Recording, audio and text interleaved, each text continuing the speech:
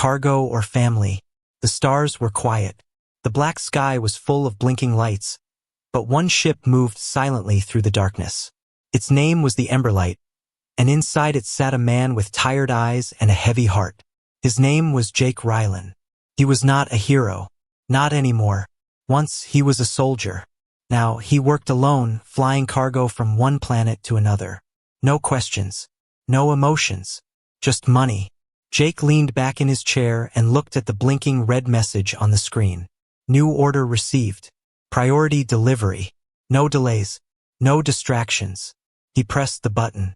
A small cargo pod in the back of the ship unlocked. He walked slowly to the storage room. The lights flickered. The door hissed open. Inside was not what he expected. Two figures sat in the corner, an alien woman and her small child. The woman looked up. Her skin was silver blue. Her eyes glowed softly in the dark. She held her child close, afraid. Jake stopped. He had carried weapons, drugs, even robots before, but never people. Never a mother and child.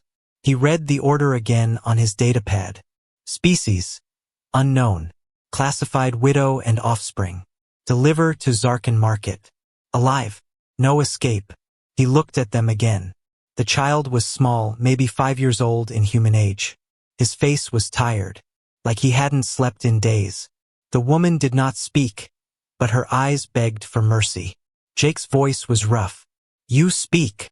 The woman nodded slowly. Name is Leary. This is my son. Nye. Why are you here? Jake asked.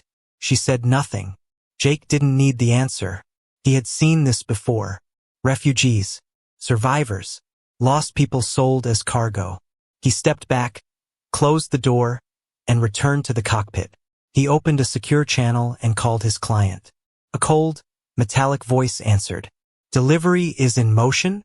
Jake hesitated. What exactly are they? There was silence. Then the voice said, They are property. Rare species. High price. You get paid, Rylan. Do not grow a heart now. Jake ended the call. He stared at the stars. Minutes passed. His fingers tapped the console. Something didn't feel right. The child's eyes haunted him. And the mother, she didn't scream, didn't cry. She only held her son tightly, like he was the only thing left in the universe. Jake stood up again, walked back to the storage room. He opened the door slowly. They hurt you? He asked. Leary shook her head. Not yet. Why were you running? She looked into his eyes. Because I have something they want. Inside my son. His blood, his DNA. The special. My husband died to protect it. Jake's chest tightened. He remembered war. He remembered protecting people who didn't survive.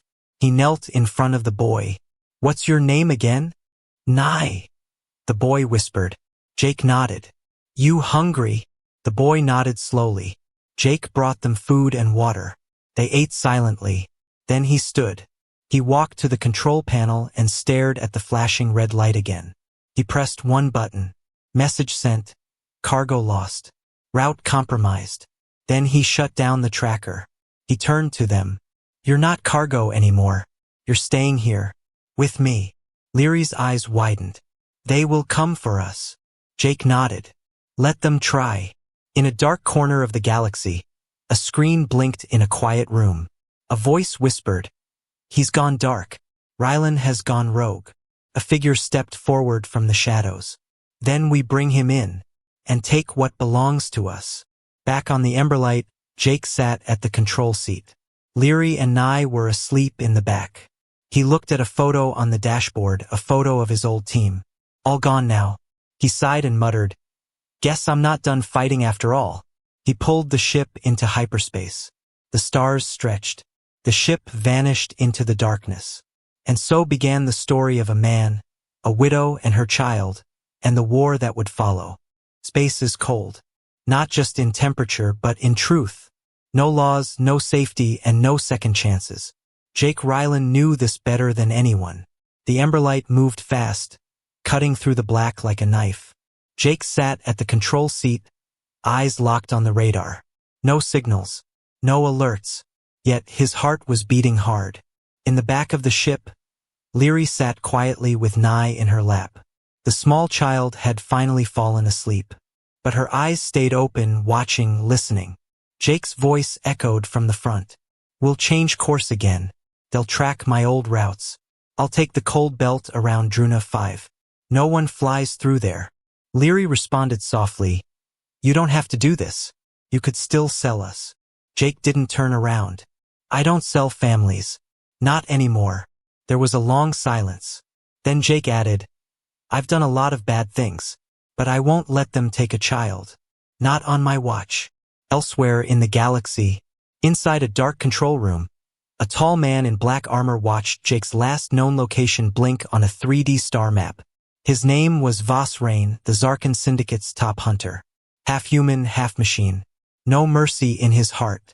A voice behind him said, Rylan is running. Voss smiled slowly. Let him run. He can't hide. The child is too valuable. With a wave of his hand, Voss activated 3 hunter drones. Track him. Lock his ship. Bring me the alien DNA or bring me ashes. Back on the Emberlight, things were getting tense. Jake's ship began to shake slightly. What's that? Leary asked, standing quickly. Jake narrowed his eyes. Something's wrong. He flipped switches. The radar blinked red. Warning. Drone signal detected. Multiple. Tracking locked. Jake cursed under his breath. They found us. He slammed the controls. Hang on. The Emberlight spun sharply, diving into a hidden route between 2 frozen moons. Icy rocks surrounded them. Outside, 3 Zarkan drones followed fast, small, black, silent. They fired energy blasts. One shot scraped the side of the ship, sending sparks flying inside. Nye woke up screaming. Leary grabbed him tight and shielded his body. Jake gritted his teeth and whispered, Come on, old girl. Don't fail me now. He flipped the engines to full power. The ship roared, blasting through the ice field. One drone hit a frozen boulder and exploded. Another clipped the wing but kept chasing. Jake had one trick left. He launched a decoy pod, a fake signal loaded with old cargo. The drone took the bait, locked onto the decoy, and followed it straight into a minefield from an old war. Boom. Silence. Jake slowed the ship and let out a deep breath. Only one drone left, and it was closing in. Jake shouted back, Stay down, and rushed to the weapons bay. He manually aimed the side blaster. The drone came in close, too fast, but Jake fired at the last second. The blast hit dead center. The drone spun in the air and exploded into sparks. The ship floated quietly now, damaged but alive. Jake came back to the main room, sweating, dirty, but breathing. Nye looked up at him with wide eyes. You saved us. Jake smiled for the first time in a long while. Yeah, well, you better be worth it. Leary stood slowly. They won't stop. Jake nodded. No, they won't. But I know a place. Someone who owes me a favor. Someone you trust? She asked. Jake looked away. Not exactly, but it's all we've got. On a distant moon called Varos, a bearded man sat in a dusty bar, cleaning his gun. His name was Mick Draven, an ex-mercenary and Jake's former teammate. Suddenly, his communicator buzzed. A voice crackled through. Mick, it's Rylan. I need help. I have passengers. Mick raised an eyebrow. You? Smuggling kids now? Jake replied, Just meet me, please. Mick laughed. All right, soldier. One last time. He stood up, loaded his gun, and walked out into the night. Back aboard the Emberlight, Nye was sitting beside Jake, holding a small toy spaceship Jake had given him. Why are they chasing us? The boy asked. Jake looked at him. Because people fear what they don't understand. And when they fear it, they try to own it, or destroy it. The boy whispered, Will you protect us? Jake looked into the stars. I already am. Far away, deep in Zarkan's lab, scientists studied old DNA samples. A red alert appeared on their screen. Target alive. Child located. Priority retrieval ordered. Voss Rain stepped forward, loading a dark pulse rifle. He spoke just 4 words. Prepare the kill team. The planet Veros was silent under a red sky. Its air was dry, and its cities half buried in sand. A place where lost things were forgotten. Perfect place to hide.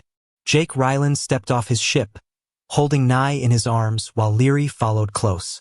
The Emberlight was damaged and couldn't fly far, not without help. Jake looked around the broken spaceport. "This place hasn't changed," he muttered. "Still smells like rust and lies." A man walked toward them from the shadows. Tall, rough beard, metal arm. Mick Draven. "Jake," Mick said. "Still alive. That's a surprise." Jake nodded. "I brought trouble." Mick looked at Leary, then at the child. "That's not cargo." "No, it's family now." Mick didn't smile, but something softened in his eyes. "Come on, let's fix your ship. And hide your new family." That night, deep inside a hidden bunker beneath Veros, Jake sat alone, checking his weapons.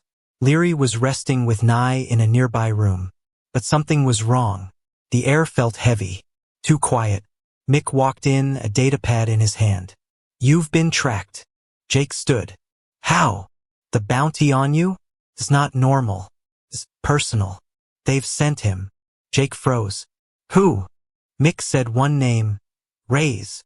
In the galaxy, everyone feared Rays. The bounty hunter with no face, no voice, no mercy. He didn't work for money. He worked for power. And when he was sent, someone always died. Jake felt his chest tighten. "How long?" Mick's voice dropped low. "He's already here." Across the broken dunes outside, a tall figure stood at the edge of the cliffs. His armor was dark silver, covered in old scars. His helmet glowed red, scanning heat signatures, energy trails. Rays didn't speak. He didn't knock. He simply walked straight through walls. With one punch, he blasted open the outer bunker gate. An alarm rang through the base. Jake grabbed his gun. "They found us." Mick grabbed his rifle. "I'll hold the door. Get them out."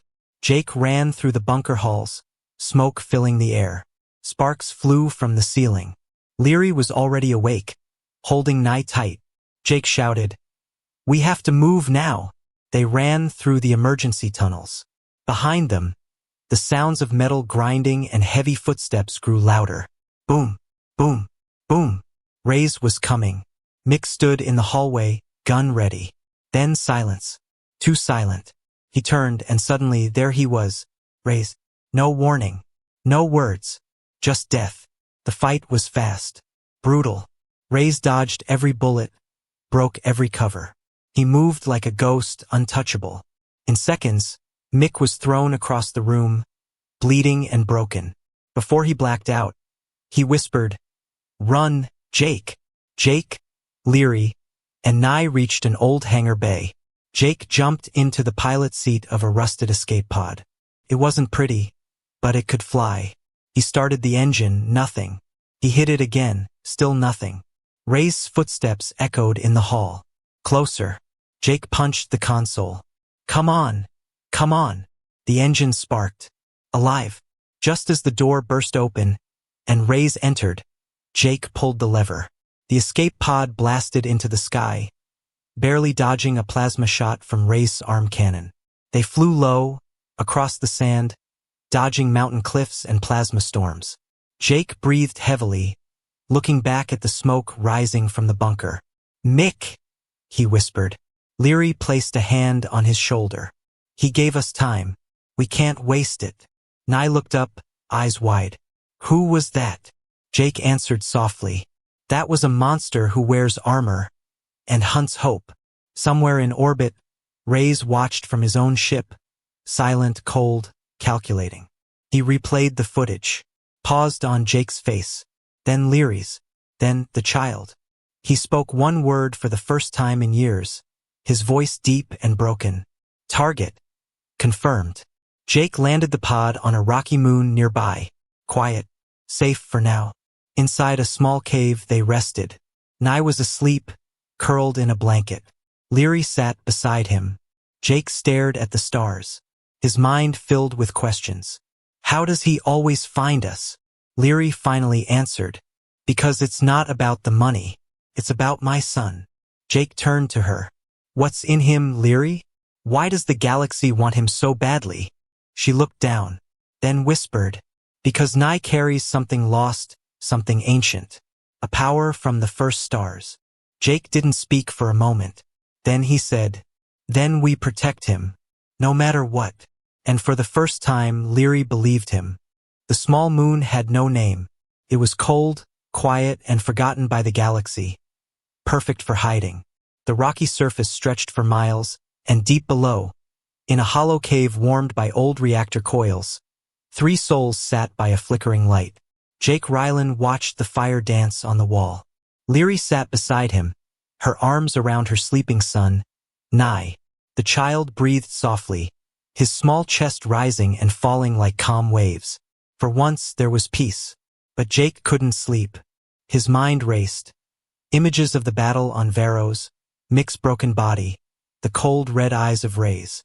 He stood up and walked to the edge of the cave. The sky above was dark, filled with distant stars. Leary's voice came quietly behind him. You feel guilty. Jake didn't turn. He died because of me. No, she said, standing beside him now. He died protecting something good. That's not your fault. That's your choice. Jake looked at her. You talk like a soldier. Leary smiled slightly. Because I was one. They sat near the fire again. Silence passed between them. The kind of silence that only people with broken pasts understand. Jake finally spoke. You never told me what really happened to your people. Leary looked down, her hands tight around her son. Then slowly she began. We were once a peaceful race, the Valari. We lived close to stars, studied energy, nature, and life itself. Our children were born with gifts, but some called it a threat. The Zarkan Syndicate came, first with promises, then with fire. Her voice trembled. They destroyed our home, burned our cities. My husband, Kale, was a captain. He fought to save the last ship, a lifeboat filled with families. I was on that ship with Nye. Jake listened quietly. He didn't interrupt. Kale stayed behind.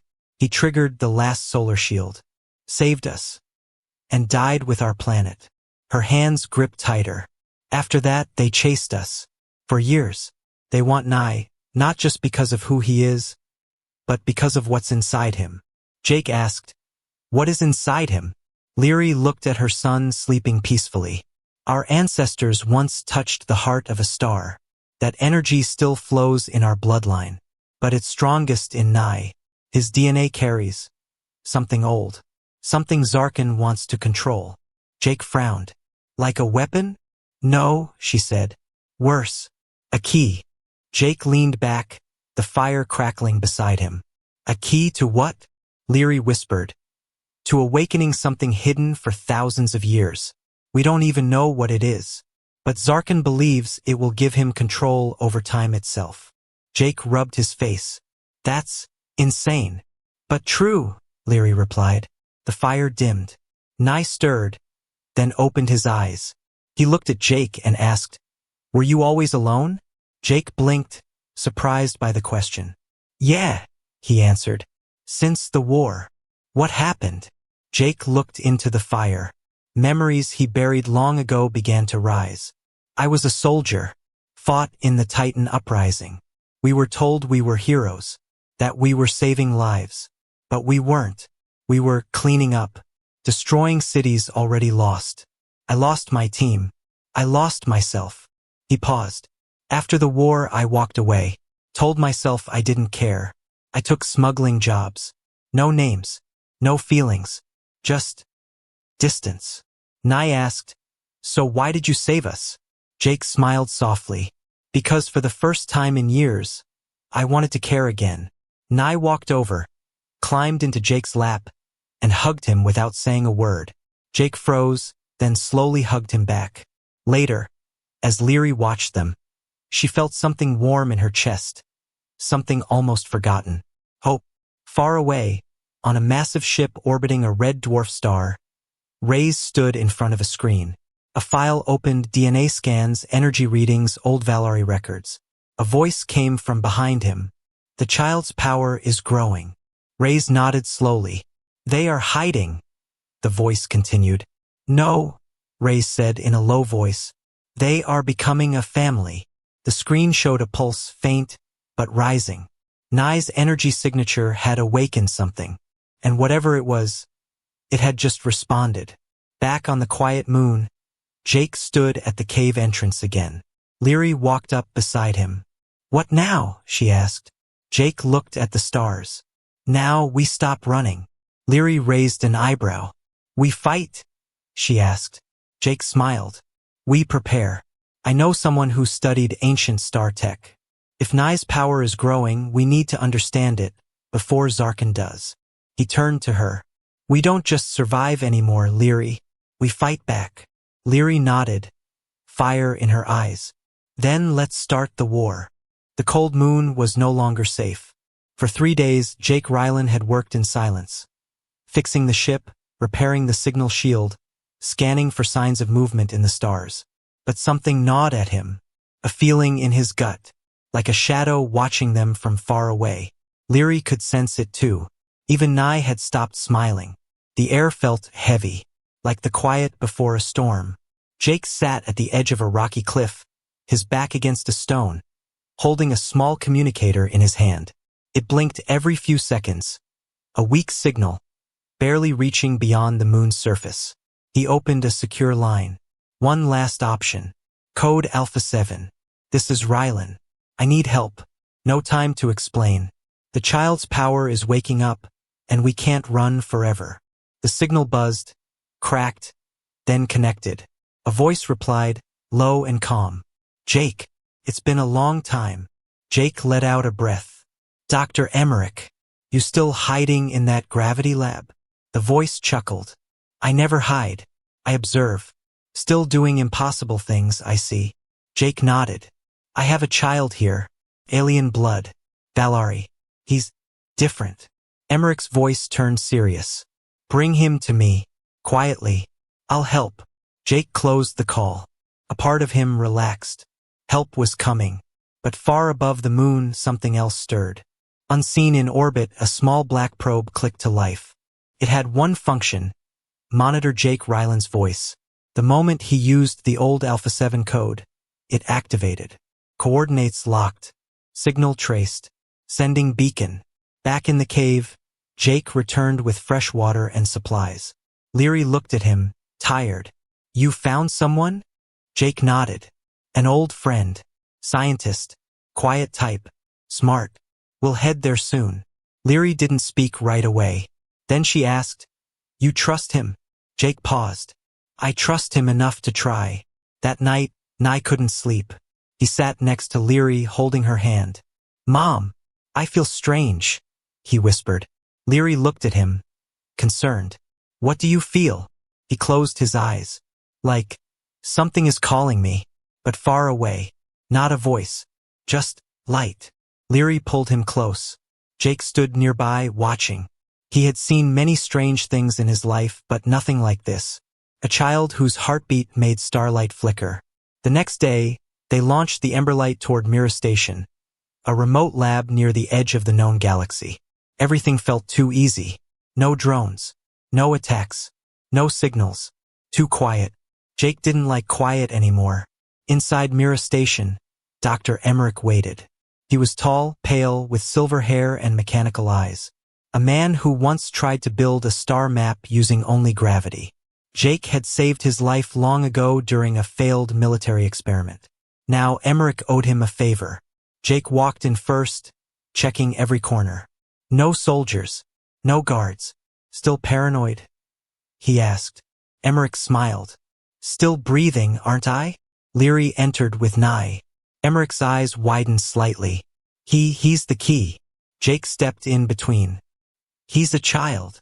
Emmerich raised his hands. Of course. I mean, no harm. But his energy, it's ancient. I can feel it. Come. I'll run tests. Privately. No records. Jake looked at Leary.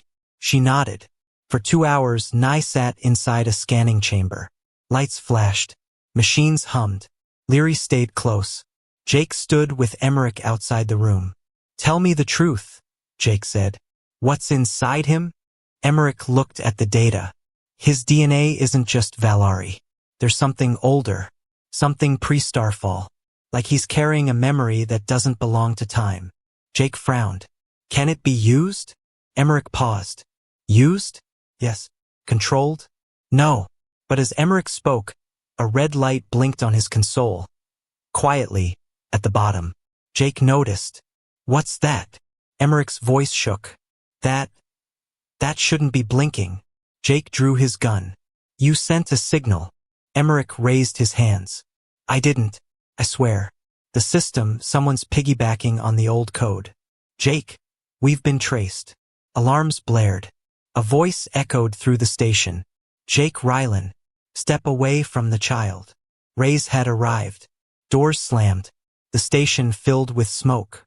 Black-cloaked troopers entered from the east wing. Jake fired first.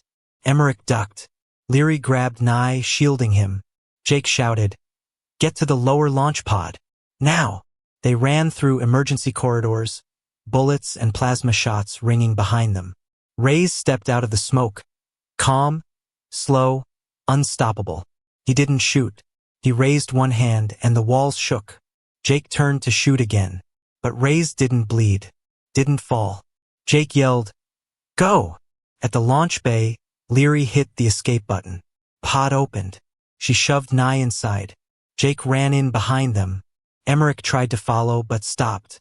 His voice called out, I didn't betray you. I swear. Jake stared at him. But you didn't stop it either. The pod blasted off. Far below, Mira Station exploded in fire. But Rays watched the pod escape from his own ship and smiled beneath his helmet. He whispered, Run all you want. The child is already awakening, and I am always watching. Inside the pod, Nye clung to his mother. Jake sat across, bruised and furious. Next time, he said, we don't ask for help. We make our own way. Leary looked at him, eyes burning. Then let's stop running. The stars were no longer peaceful. Jake Ryland stared out the window of a stolen scout ship, watching the galaxy stretch in front of him like a burning map. His jaw was tight, his mind loud. They had nowhere left to run. Behind him, Leary wrapped a thermal blanket around Nye. The child was quiet, too quiet. His eyes glowed faintly now, even in sleep. Something inside him was waking. Jake turned to Leary. How long do we have? She looked at Nye, her face pale. Hours. Maybe less. His energy is rising. His body can't contain it much longer. Jake clenched his fists. We need answers. Leary nodded. There's only one place left. Jake raised an eyebrow. Where? She replied with a voice almost trembling. The heart of Valari. The place where it all began. Their destination was an ancient station orbiting a dead sun. Hidden, long forgotten by time. Eleron. Once, it was the spiritual core of the Valari people. Now a graveyard of broken glass and silence. Jake flew the ship through a dying asteroid field, ducking ruins of old warships. Eleron appeared, dark, massive, cracked in the middle, like something had torn it from the inside out. As they docked, Leary whispered, If Nye is the key, then this place is the lock. Inside Eleron, ancient walls glowed with faded symbols. Air was thin. Lights flickered on their own, reacting to Nye's energy. Nye walked on his own now, eyes glowing brighter, footsteps steady. Something had changed. He was no longer afraid. Jake whispered to Leary, Is he still a kid? Leary's eyes filled with emotion. Yes, but he's also becoming more than that. In the center of Eleron stood a great circular chamber, stone and starlight woven into one. At the center, a cradle of energy, pulsing faintly, waiting. Nye walked toward it. Leary reached out. Wait! But Nye spoke for the first time in hours, calm, clear. It's okay. I hear them now. The voices of the old ones. They're not angry. They're waiting. He stepped into the circle and the station came to life. Walls lit up. Symbols shifted. A deep hum echoed through the floor. Nye began to glow. Far away, Aboard a black warship, Reyes stood on the bridge. He watched the energy spike on his screen. A soldier turned. "We've found them. Aileron is active." Reyes didn't speak. He simply picked up his mask, locked it into place, and whispered, "Ready the breach." Jake helped Leary set up defenses around the chamber. Old auto turrets, shield fields, and whatever tech still worked. He looked at her. "Can you hold this place?" Leary looked back, fire in her eyes. "I was a captain once. I remember how to fight." Jake nodded. "Good, because they're coming." The moment Rey's ship entered orbit, the station shook. Troopers poured in from all sides, black armor, red eyes, no soul. Leary fired first. Jake followed. The room lit up with blasts and smoke. Old walls cracked. Turrets melted. Floor trembled. Nye stood inside the energy cradle, untouched. His eyes were fully white now. Power danced around him. He floated inches off the floor. Jake shouted, "How much longer?" Leary fired again. "Until he's ready." Reyes entered through the smoke, alone, calm, deadly. Jake stepped forward. "It's just you and me now." Reyes nodded. "Good. I don't need anyone else." Their fight was brutal. Jake threw punches like a soldier with nothing to lose. Reyes moved like a machine, cold, precise, terrifying. They slammed into walls, broke through glass. Sparks flew. Jake bled from his mouth. Reyes' armor cracked. But Jake wouldn't stop. He growled, "You're not taking him." Reyes replied, "He belongs to time, not to you." Then a blinding flash. Everyone froze. In the center of the room, Nye had risen higher. His voice echoed with something ancient. "Stop!" Reyes turned. Nye held up his hand, and the air bent. Energy pulled in around him, light, sound, memory, gravity itself. Even Reyes stumbled. Jake shielded his eyes. Leary whispered, "It's happening." Nye's voice echoed again. "I'm not a weapon. I'm not a key. I am life that remembers." He looked at Reyes. "Go." Reyes took a step forward, then froze in place. He gasped. His mind flooded with images he couldn't understand. Stars dying. Stars being born. A mother's tears. A soldier's guilt. A boy's dreams. Then silence. Reyes fell to his knees, dropped his weapon, and whispered, "What are you?" Nye answered softly, "Just a child who forgave you." Reyes collapsed, alive but broken. Jake ran to Nye. He was falling from the air, weak. Jake caught him. "I've got you," he whispered. Leary hugged them both, tears in her eyes. The station powered down. The energy vanished. The war was over. Not with more fire, but with light. Far away, the galaxy would hear rumors that the boy who carried the stars chose mercy, and that a soldier who had lost everything became something more, a father. The war was over, not with explosions, not with blood, but with forgiveness. And in the heart of a forgotten space station, a child's voice had stopped a monster, not by force but by understanding. Now silence filled the stars. Jake Ryland stood at the edge of a cliff on the planet Alara, a peaceful world orbiting twin suns. Green fields stretched far into the horizon. The wind was soft. The war felt like a distant nightmare. Beside him stood Leary, her silver-blue skin glowing gently in the sunlight. And just ahead, running barefoot through the tall grass, was Nye. He was laughing again. His eyes no longer glowed. He was still different, still powerful. But now he was something more, free. They had built a home here, simple, quiet, hidden under a dome of cloaking tech and nature's peace. Not a fortress, a home. Jake walked slowly to a small garden and placed a small metal tag into the soil. It read, "Mick Draven Soldier, Brother, Shield." Leary walked over and placed a white flower beside it. "He would have liked it here," Jake said. Leary nodded. "He'd say the beer's weak, but the sky is strong." They smiled. Inside the house, Nye sat at a wooden table, drawing with color pens. His paper showed a starship, a child, a soldier, and a big glowing circle labeled, "Hope." Jake walked in and sat across from him. "What's that?" he asked. Nye grinned. "Us." Jake raised an eyebrow. "I'm that short." Nye laughed. "No, you're the strong one, holding the rest together." Jake looked at the drawing.